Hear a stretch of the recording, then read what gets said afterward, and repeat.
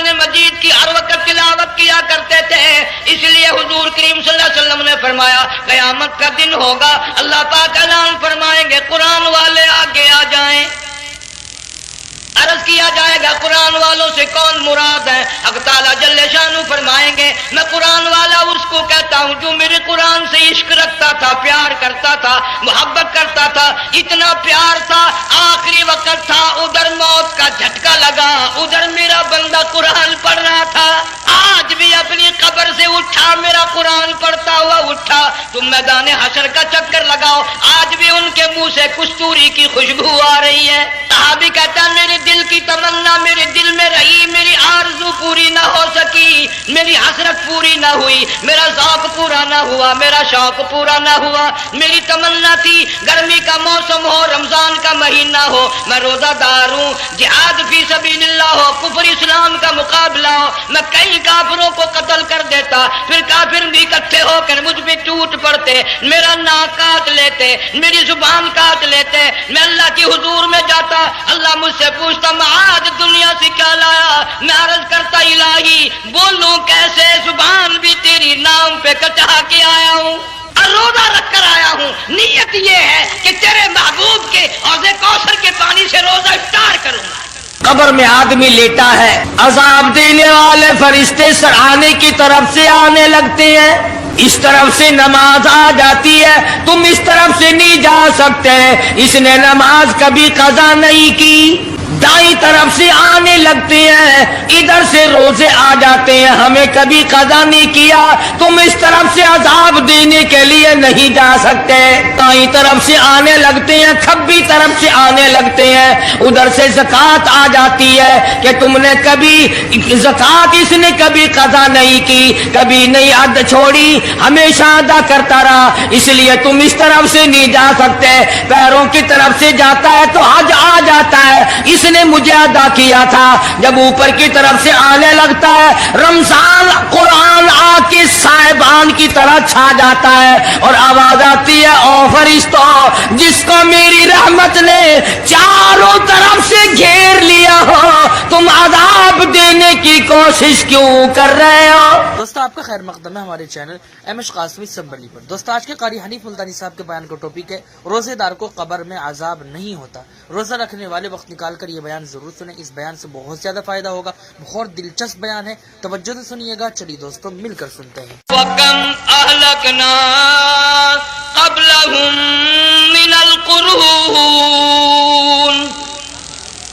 اللہ فرماتے ہیں میری زمین پہ عداوت نہ کرو, فساد نہ مچاؤ, قتل نہ کرو, خون نہ بہاؤ, ناحق لوگوں کا خون نہ بہاؤ. اللہ پاک کی زمین ہر روز صبح کو عرض کرتی الہی لوگ مجھ پہ زنا کر کے چلتے ہیں, بدماشی کر کے چلتے ہیں, اجازت دے میں لقمہ بنا کر نگل جاؤں.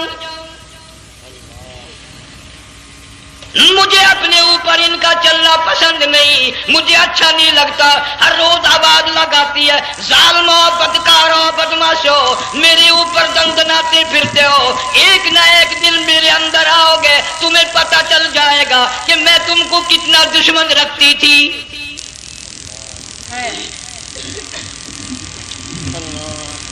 آج لوگ آزاد ہو گئے, جو کسی کی سمجھ میں آتا وہی بکتا ہے, جو سمجھ میں آتا وہی کرتا ہے, نہ کوئی راہ متعین رہی, نہ کوئی مسلک رہا, نہ کوئی بات رہی.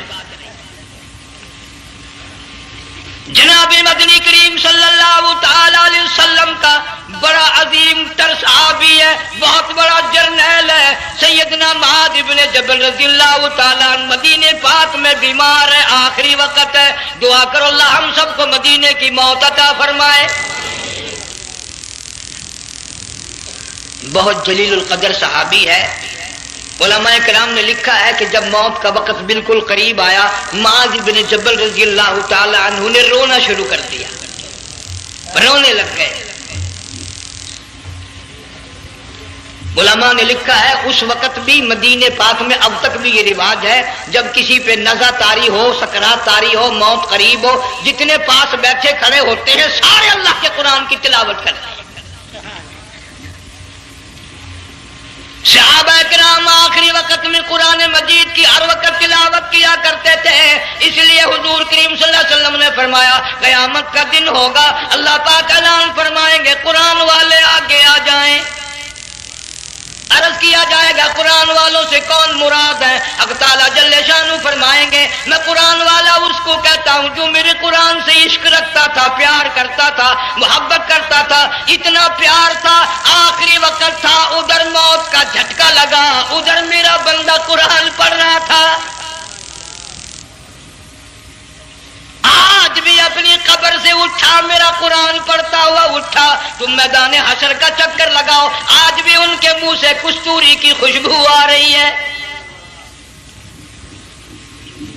معاذ بن جبل رضی اللہ تعالیٰ عنہ قرآن مجید کی تلاوت فرماتے فرماتے رونے لگ گئے۔ کسی صحابی نے کہہ دیا موت سے ڈر کے رو رہے ہو، موت سے ڈر گئے؟ فرمایا نہیں۔ پھر کیوں روئے؟ صحابی کہتا میرے دل کی تمنا میرے دل میں رہی، میری آرزو پوری نہ ہو سکی، میری حسرت پوری نہ ہوئی، میرا ذوق پورا نہ ہوا، میرا شوق پورا نہ ہوا، میری تمنا تھی گرمی کا موسم ہو، رمضان کا مہینہ ہو، میں روزہ دار ہوں، جہاد فی سبیل اللہ ہو، کفر اسلام کا مقابلہ ہو، میں کئی کافروں کو قتل کر دیتا، پھر کافر بھی اکٹھے ہو کر مجھ پہ ٹوٹ پڑتے، میرا ناک کاٹ لیتے، میری زبان کاٹ لیتے، میں اللہ کی حضور میں جاتا، اللہ مجھ سے پوچھتا معاذ دنیا سے کیا لایا؟ میں عرض کرتا الہی بولوں کیسے، زبان بھی تیری نام پہ کٹا کے آیا ہوں، اور روزہ رکھ کر آیا ہوں، نیت یہ ہے کہ تیرے محبوب کے حوض کوثر کے پانی سے روزہ افطار کروں گا۔ ان اللہ والوں کی یہ موت ہے۔ مالک بن دینار رحمت اللہ علیہ ایک عجیب نوجوان کا واقعہ تحریر فرماتے ہیں، گرمی تھی، دوپہر تھی، سورج اپنی شباب پہ تھا، بڑی سخت گرمی تھی، میں نے ایک نوجوان کو دیکھا، وہ پیروں سے معذور ہے، دونوں پیر نہیں ہیں، ہاتھوں کے بل زمین پہ گھسٹ گھسٹ کے چل رہا ہے، اور گلے میں کرتا بھی نہیں، سامان کوئی نہیں، سواری کوئی نہیں، کھانے پینے کا انتظام کوئی نہیں۔ مالک بن دینار رحمت اللہ علیہ فرماتے ہیں میں نے اس نوجوان سے پوچھا کہ تو کہاں سے چلا اس حالت میں؟ کہنے لگا میں بلخ بخارے سے چلا ہوں۔